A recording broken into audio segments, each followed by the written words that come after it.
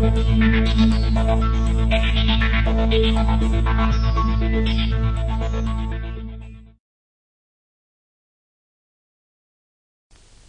very good afternoon and evening to everybody. So just going to take a recap of what's happened today so far, and we are trading pretty much in the green today, so looking to finish in fairly firm positive territory.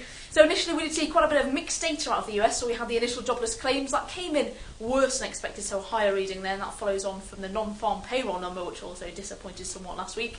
And we had the continuing claims, which actually came in slightly lower, so a bit of confusing employment data.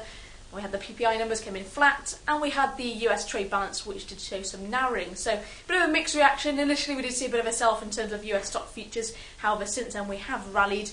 That partly due to market talk that the Chinese GDP reading, which is expected overnight, is going to beat expectations to come in at around 9%. So it is forecast at 8.4% year on year presently. So it'll be interesting to see that reading and also the market reaction to that.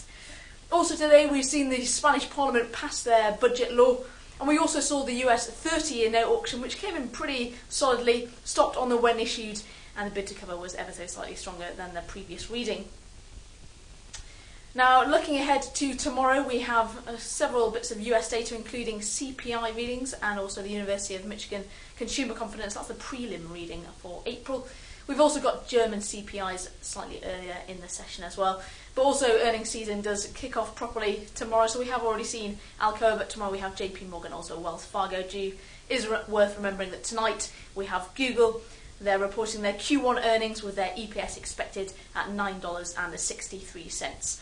But for the time being, that's enough from me. We'll have another update for you tomorrow morning at the European Open. But for the time being, have yourself a very pleasant evening.